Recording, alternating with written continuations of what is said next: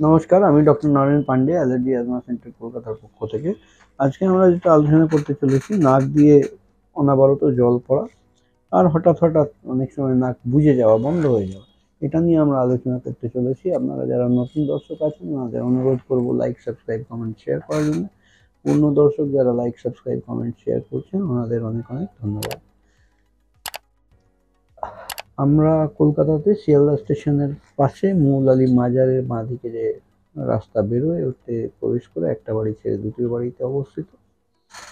অগ্রিম অ্যাপয়েন্টমেন্ট বা অনুসন্ধানের জন্য নিচে যে নাম্বারটা দেওয়া আছে 7278034776, এই নম্বরে কল করে অ্যাপয়েন্টমেন্ট নিতে পারেন। অ্যাপয়েন্টমেন্ট নেওয়ার জন্য অগ্রিম 500 টাকা নন রিফান্ডেবল লাগে, তা দিয়ে আপনারা ডেট হিসেবে নাম লেখাতে পারেন। এখনও যারা সাবস্ক্রাইব করেননি ওনাদের অনুরোধ করব দয়া করে সাবস্ক্রাইব করে যান, আর ভিডিওটা যদি পছন্দ হয় একটা লাইক দিয়ে যাবেন। আমরা যেটা আলোচনা আজকে করতে চলেছি এটাকে অ্যালার্জিক রাইনাইটিস বলে। অ্যালার্জিক রাইনাইটিস মানে নাক দিয়ে নাকের ভেতরে একটা ইনফ্লামেশন হওয়া, অ্যালার্জি জনিত।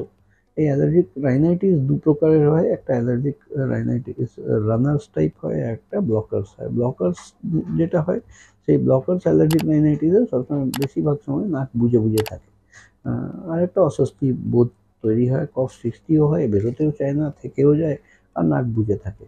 আর রানার্সের মধ্যে অনবরত জল পড়তে থাকে নাক দিয়ে, অনেক সময় রুমালের পর রুমাল ভিজে যায়, অনেকগুলো রুমাল ব্যবহার করতে হয়, অস্বস্তিকর বিষয়।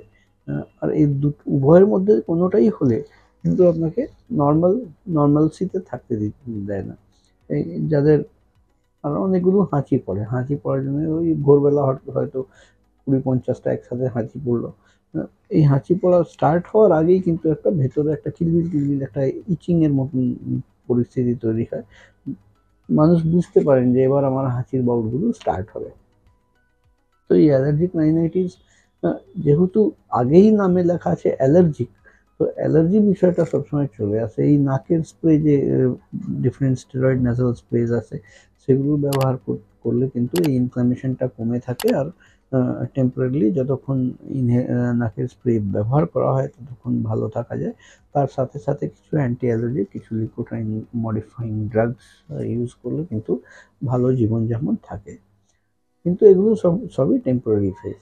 পার্মানেন্ট সলিউশনের জন্য যেহেতু অ্যালার্জির কথাটা আছে বলে আমাদের অ্যালার্জি পরীক্ষা করতে হবে। আর চামড়ার উপরে যে অ্যালার্জি পরীক্ষা হয়, skin prick test, modified skin prick test, এই স্কিন প্রিক টেস্টটা হচ্ছে অ্যালার্জির জন্য অনুমোদিত গোল্ড স্ট্যান্ডার্ড অফ টেস্টিং।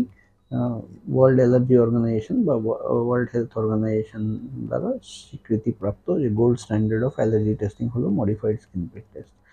এই পরীক্ষা করলে কিন্তু আমরা চিহ্নিত করতে পারি কোন কোন জিনিস থেকে কত পরিমাণে অ্যালার্জি হচ্ছে।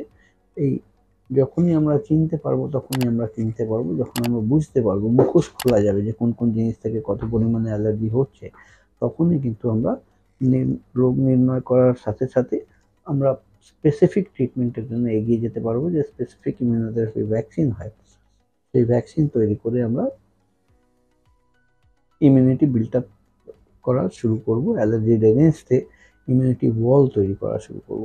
এই ইমিউন কমপ্লেক্স যখনই তৈরি হয়ে যাবে তখনই কিন্তু আমরা এই রোগ থেকে নিজাত পেতে পারি। এইরকম পরিষেবার প্রয়োজন থাকলে নিচে দেওয়া অ্যাপয়েন্টমেন্ট নম্বর 7278034776, এই নম্বরে কল করে আপনারা অ্যাপয়েন্টমেন্ট নিতে পারেন। অ্যাপয়েন্টমেন্ট নেওয়ার জন্য 500 টাকা অগ্রিম জমা দিতে হয়, যেটা নন রিফান্ডেবল। আর আমরা কলকাতাতে শিয়ালদা স্টেশনের পাশে মৌলালী মাজারের পাশ দিয়ে যে রাস্তা বেরোয় সেই রাস্তায় প্রবেশ করে একটা বাড়ি ছেড়ে দুটি বাড়িতে অবস্থিত। আজকের মতন এখানেই শেষ করলাম। আমি doctor Naren Pandey, allergy asthma centre কলকাতার পক্ষ থেকে। আপনারা ভালো থাকুন, সুস্থ থাকুন।